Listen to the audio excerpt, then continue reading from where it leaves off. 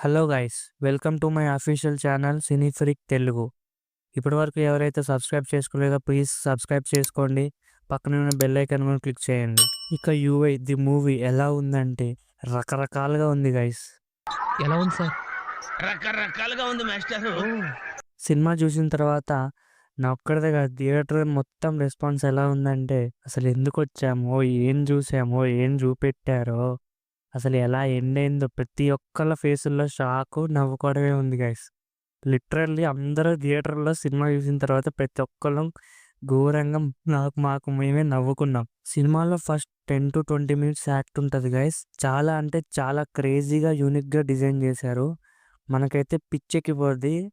అది ఉపేంద్ర గారి మార్క్ అయితే క్లియర్‌గా కనిపిస్తది ఆ సీన్‌లో. ఈ మూవీలో మాత్రం సినిమాటోగ్రఫీ కానివ్వండి, వీఎఫ్ఎక్స్ వర్క్ కానివ్వండి, బీజీఎం కానీ అన్నీ పర్ఫెక్ట్‌గా కుదిరాయి గైస్. ఎస్పెషల్లీ కాస్ట్యూమ్స్ మాత్రం చాలా అంటే చాలా టాప్ నాచ్‌గా డిజైన్ చేశారు. ఫస్ట్ ఆ 10-20 మినిట్స్ తర్వాత వరల్డ్ బిల్డింగ్ అనేది స్టార్ట్ అయితది గైస్. ప్లాట్‌లోకి తీసుకెళ్తారు మనల్ని. అదంతా చాలా గందరగోళంగా అర్థం కాకుండా ఉంటది గైస్. ఫస్ట్ ఒక 30-40 మినిట్స్ మాత్రం అసలు ఏం జరుగుతుందో, ఎందుకు జరుగుతుందో అసలు ఏమన్నా అర్థమైతే కాలేదు నాకైతే లిటరల్లీ.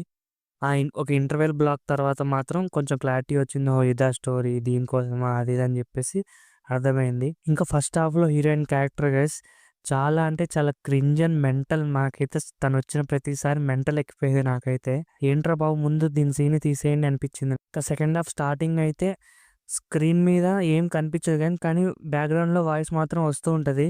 నేనైతే ఈ థియేటర్ ప్రాబ్లమ్ ఏమో కరెంట్ ఏమన్నా పోయిందేమో అనుకున్నా నేనైతే లిటరల్లీ. కానీ అది షార్ట్‌ని అలా డిజైన్ చేశారు ఆ సీన్‌ని.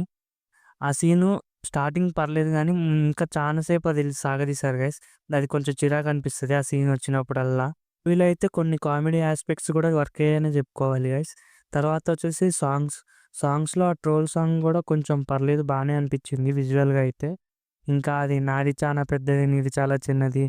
ఆ సాంగ్ అయితే చాలా అబ్రప్ట్‌గా అనిపించింది. ఆ సీన్‌లో ఎందుకొచ్చిందో ఏమో అర్థం కాలేదు. ఇంకా మూవీ క్లైమాక్స్ అయితే బాగుంది గైస్. నాకు ఓవరాల్ మూవీలో ఏదైనా నచ్చిందంటే అది క్లైమాక్స్ పార్ట్ వరకే.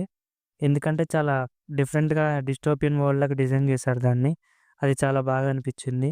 కొంచెం కామెడీగా కూడా అనిపించింది ఆ సీను, క్లైమాక్స్ సీన్. ఇంకా కొన్ని యాక్షన్ సీన్స్‌లో గైస్ కెమెరా అనేది చాలా అంటే చాలా షేక్ చేసుకుంటూ చూపిచ్చారు.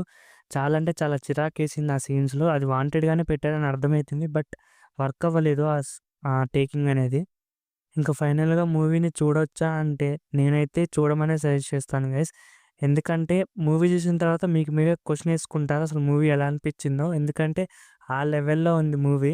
అసలది నచ్చిందో, నచ్చలేదో అనే కన్‌ఫ్యూజన్‌లో ఉండిపోతారు. అసలు స్టోరీ గురించి గానీ, ఏదైనా గానీ మీరొక కన్‌ఫ్యూజన్‌లో పడిపోతారు. ఒక క్రేజీ మెంటల్ ఎక్కిన ఫీలింగ్ అయితే పక్కా వస్తది. So, I will strongly recommend to watch.